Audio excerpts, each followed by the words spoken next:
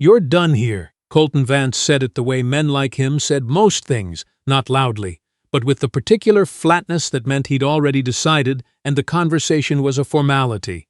"Pack whatever belongs to you." Serena Dupree set down her prep knife. She did it slowly, with the same care she brought to everything in that kitchen. 18 years of that care. 18 years of arriving before dawn, of standing at the same prep station, of knowing exactly which burner ran hot and which one needed coaxing, and exactly how the morning light hit the copper pots along the south wall. "Mr. Vance," she said, "can I ask what?" "You can ask." He didn't look up from his phone. "I'm restructuring the culinary staff. We need people who can move with the direction this kitchen is heading. No offense." He said no offense the way people say no offense, meaning he'd already committed the offense and just wanted her to absorb it quietly. The kitchen was not quiet. Every station had ears. Raphael at the grill, Deanna on cold prep, the 3 dishwashers along the back wall who had gone very still the way people go still when they sense something being broken that can't be put back together. 18 years, Serena said. "I understand that." He finally looked up. His eyes moved over her the way eyes move over something they've already categorized.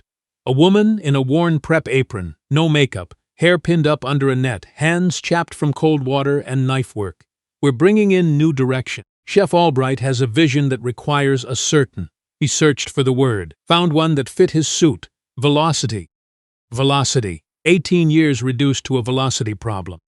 Serena untied her apron. She folded it the way her grandmother had taught her. Edges first, then the middle, always the middle last. She set it on the counter. "I'll get my things," she said. She didn't cry in the kitchen. She didn't cry in the hallway or in the service elevator or in the parking garage, where her 12-year-old Corolla waited with a dent on the rear bumper she kept meaning to fix. She sat behind the wheel for 9 minutes. She knew it was 9 because she watched the clock. Then she called Imani. "Mom, are you coming early?" Imani's voice, 11 years old, already reading at a 9th grade level, already asking questions about molecular gastronomy because she'd found Serena's old culinary notebooks and read every page twice. "A little later than usual, baby," Serena said. "You eat the leftovers in the blue container, not the green one. Green one's tomorrow's." "Is everything okay?" "Everything's fine." Her voice held, just barely. "Make sure you do your reading." "Mom! I'll be home by 7. I love you."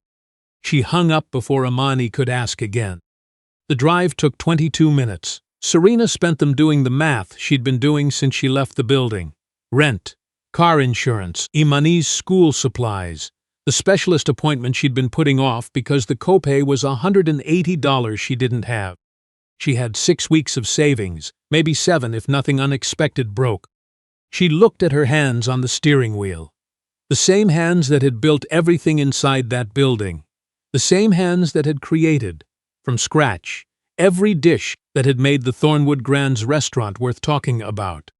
Her grandmother used to say, "What you cook is what you leave behind. Cook like you intend to stay." She had cooked like she intended to stay. Thornwood Grand Hotel had not always mattered. 18 years ago, when Serena Dupree arrived as a junior line cook, the hotel's restaurant was a serviceable nothing, the kind of place guests ate at because it was convenient, not because it was good. Steak, salmon, a dessert cart, the kind of menu designed to offend no one and impress no one in equal measure. The old general manager, Walter Grayson, had watched her work for 3 months without saying anything beyond pleasantries. Then one morning he found her in the kitchen at 5 a.m., alone, rebuilding the hotel's stock recipe from the base up.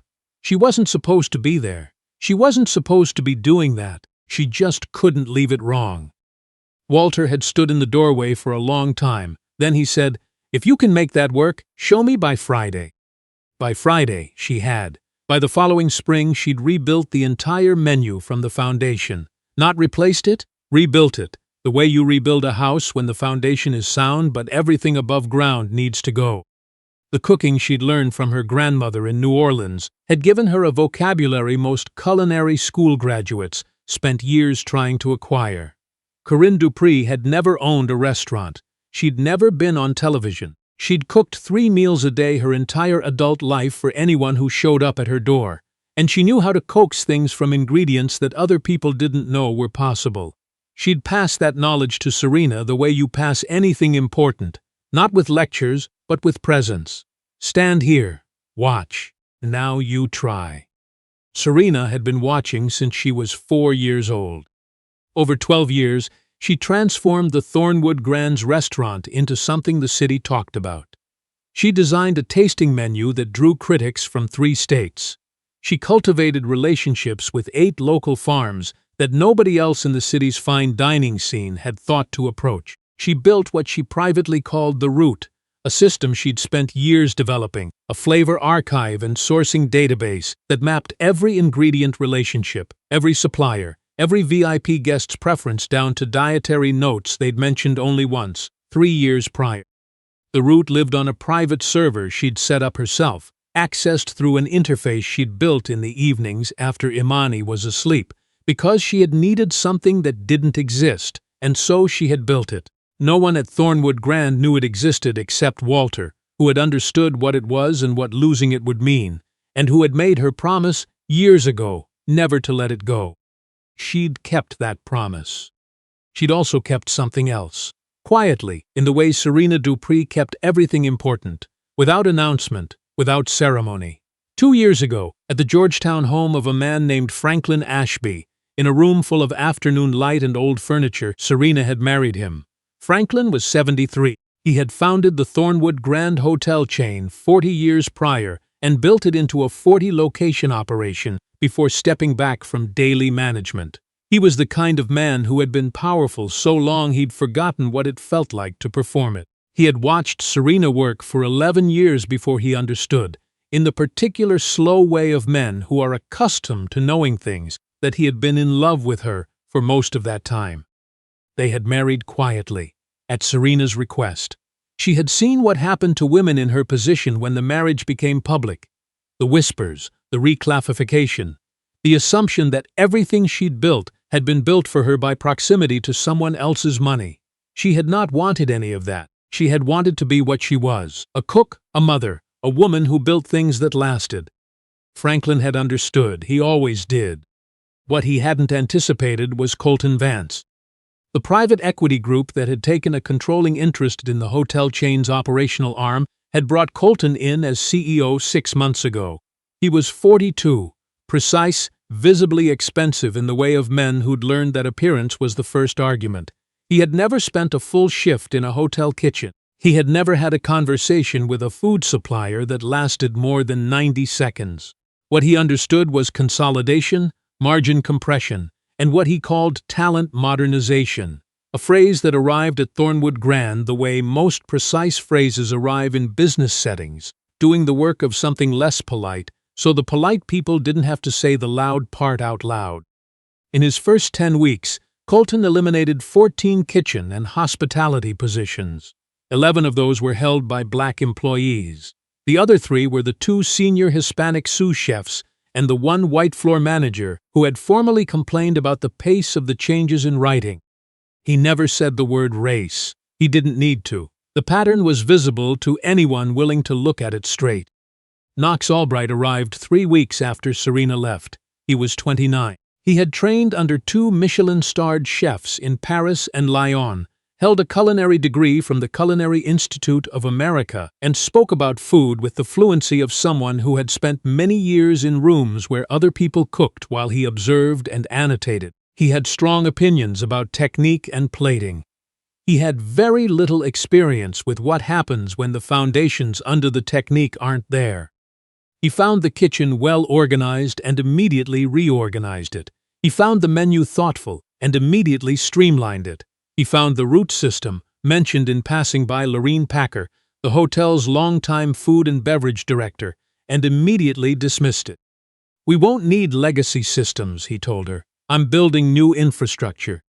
Lorene said nothing.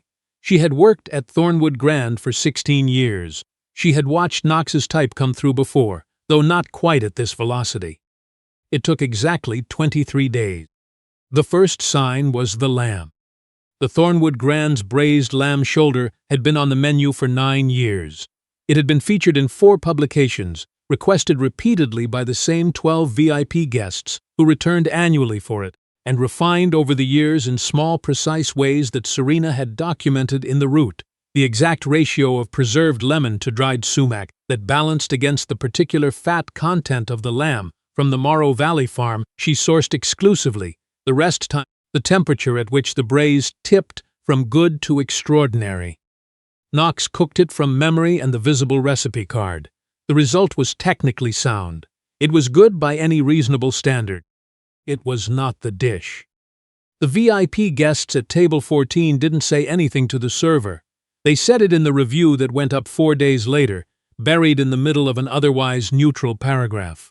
Something essential seems to have shifted in the kitchen. The lamb, a former standout, arrived competent but somehow hollow. Hollow. That word landed on Colton's desk Monday morning. By day 19, 3 of the 8 farm suppliers Serena had cultivated had stopped returning calls. They'd been approached by Knox's assistant with contract revisions that compressed payment timelines and restructured delivery schedules in ways that worked fine on a spreadsheet, and ignored the reality that these were small operations run by people for whom the relationship with the chef mattered as much as the margin. By day 23, the quality control issues were visible on the plates. Guest satisfaction scores in the dining room had dropped from a consistent 91% to 74%. 2 corporate clients had quietly flagged concerns. The crisis arrived on the morning of the 24th day, when Lorene Packer received an email from the Ashby Foundation's event coordinator. The foundation's annual gala, 400 guests, $3.5 million in catering revenue, the single largest event on the hotel's annual calendar, was 11 days away. The coordinator had heard about the kitchen changes and wanted confirmation that the standard guests had come to expect would be maintained. Lorene walked the email to Colton's office and stood in his doorway until he looked up. "This is the Ashby Gala," she said. 11 days, 400 guests. The reviewing committee from the James Beard Foundation is attending. 3 of our top corporate accounts will be in that dining room. She paused. The menu they expect is the one Serena Dupree designed. Knox cannot reproduce it. Knox is a trained chef. He cannot reproduce it. Lorene said it plainly, the way she said things she was absolutely certain of. The sourcing relationships are gone. The supplier contacts exist in a system only Serena can access.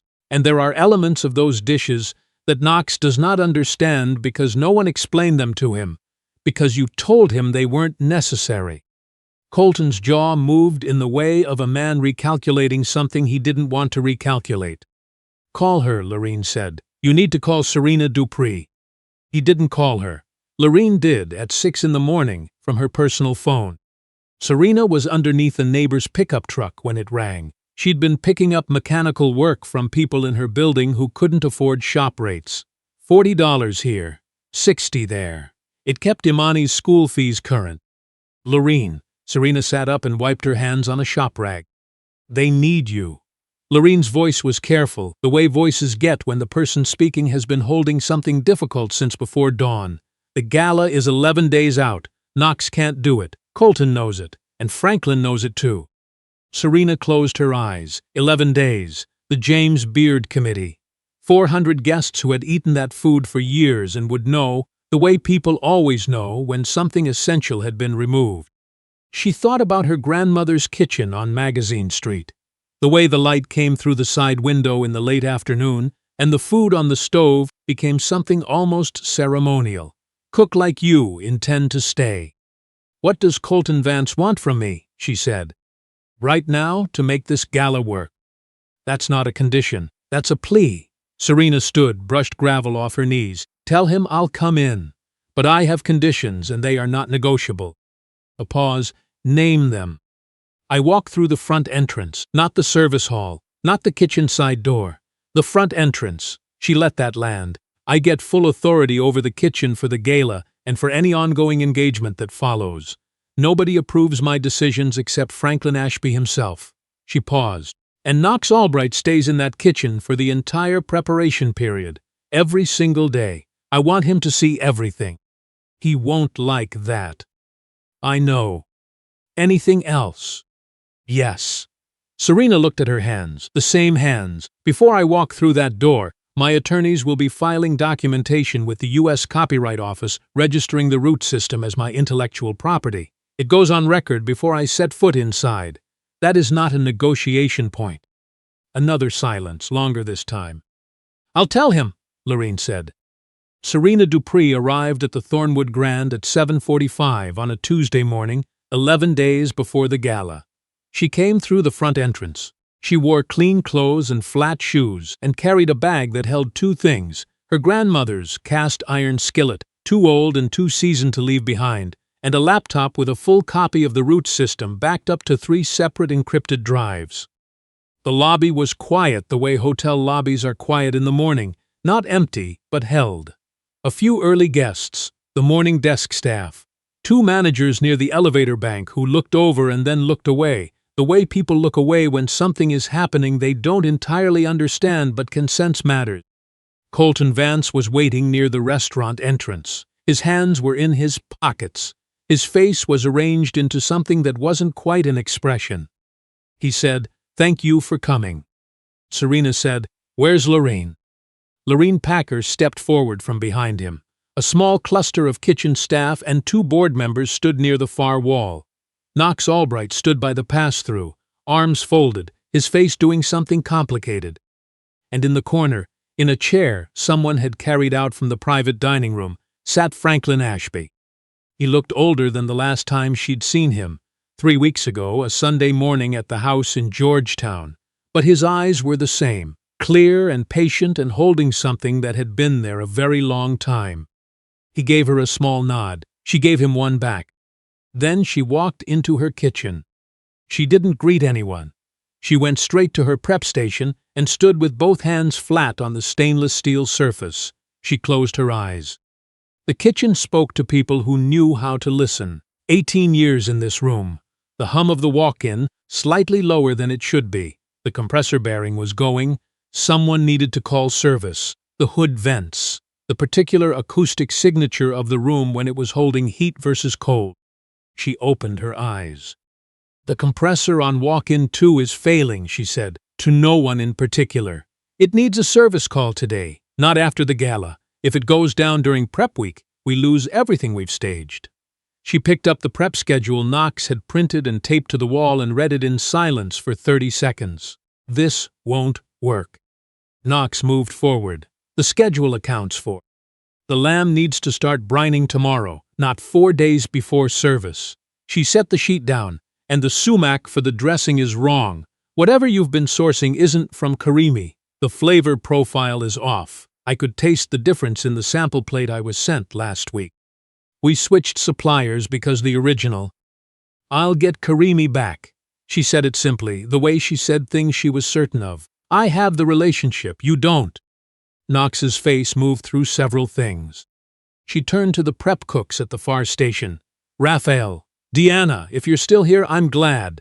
She looked at them directly, none of the managed distance of the past weeks. "I'm going to need you." Raphael exhaled something that sounded like relief. What happened over the next 4 hours was not a demonstration. Demonstrations are for audiences. What Serena did in that kitchen was work. She opened the root on her laptop and walked through every supplier contact, every VIP guest preference, every recipe note she'd built over 11 years, the way a surgeon reviews a chart before a procedure. Then she started cooking. She cooked the lamb the way her grandmother had taught her to cook anything she cared about, with a quality of attention that looked like patience from the outside, but was something more active than that. The particular focus of a person who recognizes what a thing is asking for and responds accordingly. Knox stood 10 feet away and watched. His face had moved from complicated to still. Somewhere in the first 40 minutes, the stillness shifted from resistance to something that might have been paying attention. Dr. Vivienne Okafor, the James Beard Foundation's regional committee chair, had arrived that morning for a pre-event consultation. She was 61, had consulted for 11 of the country's most recognized culinary programs, and written the foreword to every major American food text published in the past 2 decades. She stood near the kitchen entrance and watched Serena work without speaking for a long time. When Serena plated the test preparation of the lamb shoulder and set it on the pass, Dr. Okafor stepped forward. She tasted it. She set the fork down. "Who created this dish originally?" Her voice was quiet.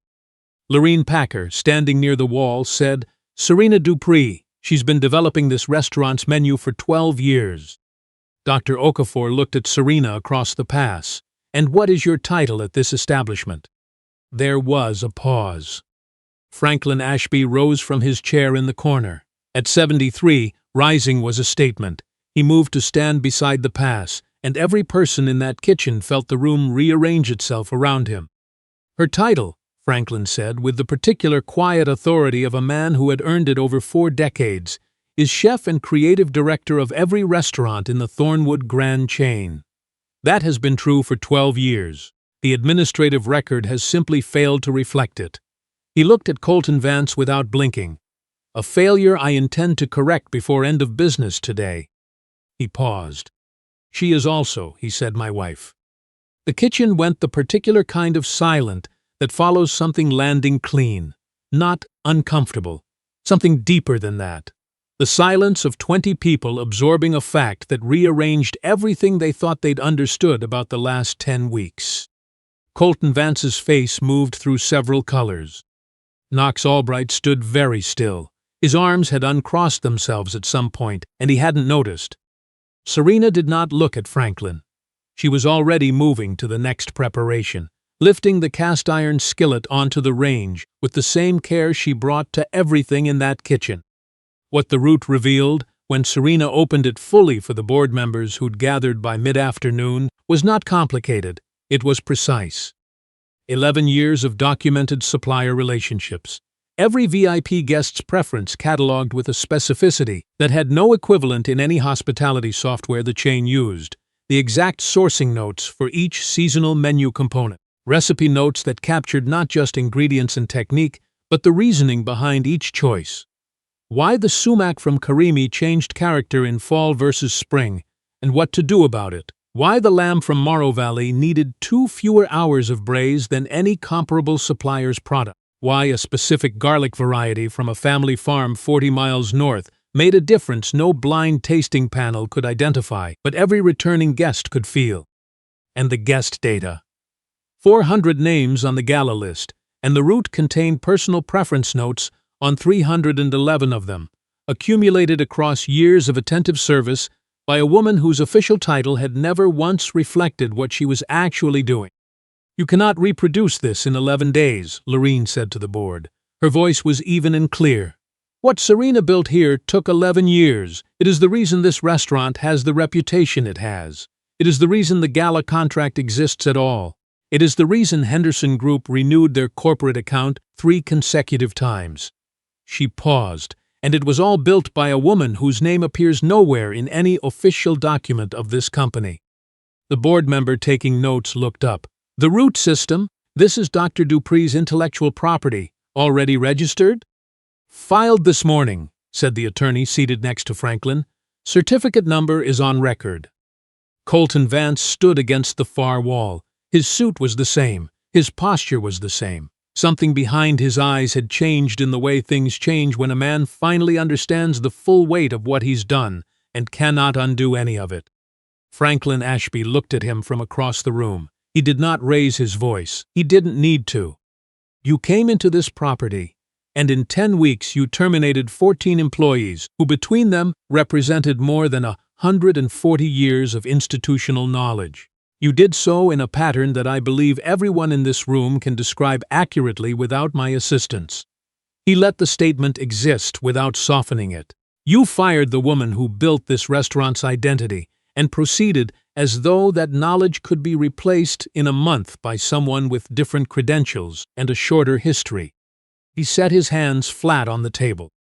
"You're dismissed, effective immediately. The board will handle the formal process. Lorene will manage operations through the transition." He looked around the table. "We have a gala in 11 days. I suggest we focus." Colton Vance said nothing. There was nothing useful to say. He left the room the same way Serena had left 3 weeks prior, quietly, without scene, carrying whatever it is people carry when they understand, too late, what they have destroyed. Knox Albright found Serena in the kitchen at 9 that evening, alone at her prep station, working through the gala timeline. He stood in the doorway for a long moment. His hands were at his sides. "I didn't know," he said finally, "about the route, about your history here.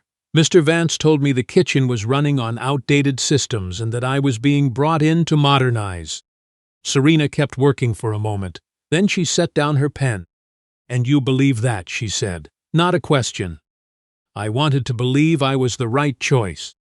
She looked at him directly. He was 29 and had learned a great deal about food in controlled environments, and almost nothing yet about the difference between technique and understanding. There was still time for that to change, if he was willing to let it. "You're not a bad cook, Knox. You're just young enough to still think credentials and knowledge are the same thing." She turned back to her timeline. "Next time someone tries to show you how something actually works, let them finish before you decide you already know." He stood there a moment longer. Then he nodded once and walked out. The gala ran 11 days later without a single fault. 400 guests. Every dish from the menu Serena had built, sourced from the farm she'd cultivated, plated with a precision the kitchen produced together. Raphael and Deanna, and the cooks who had come back when Lorene called them, which was nearly everyone who had been let go. Dr. Vivian Okafor sat at table 3 and ate in the particular focused silence of someone paying attention to more than flavor. Afterward, she found Lorene near the kitchen entrance. "The James Beard Committee will be in touch," she said. "I want to be direct. This restaurant's work is nomination-worthy, but only as long as the person who built it is running it." She paused. "Make sure that's documented correctly going forward." "It will be," Lorraine said. The board's formal investigation into the 10 weeks under Colton Vance concluded 3 weeks later. The findings were not ambiguous. 14 positions eliminated. 11 held black employees. 3 held by Hispanic employees. In every case, the replacement hire had less operational experience. Performance metrics had declined across every affected department. The pattern was not subtle. It was not ambiguous. It was exactly what it looked like, stated plainly in the findings. In writing, in a room full of people who could no longer perform not having noticed it. Colton's severance arrangement was voided under the misconduct clause in his contract. His attorney filed an objection. The board's legal team responded with the root system's archived logs, which had been running continuously, recording every kitchen decision made during Knox's 23-day tenure, every supplier interaction, every quality control failure, along with sworn statements from 6 of the terminated employees. The attorney withdrew the objection within a week. 9 of the 14 came back. The others had moved on, built other things, found ground somewhere else. Some wounds don't close toward the same place they opened. But the 9 who returned found a different kitchen waiting, one where the woman who'd built it stood at the pass every morning, and the route ran open on a screen at the prep station, and the food tasted the way food tastes when the person making it intends to stay. Serena Dupree's title, now formally recorded and publicly noted in the hotel's press materials, was Executive Chef and Culinary Director. Her name appeared on the menu, on the wine program she'd shaped for 8 years, on the sourcing philosophy document the hotel now published for guests who wanted to understand where their food came from.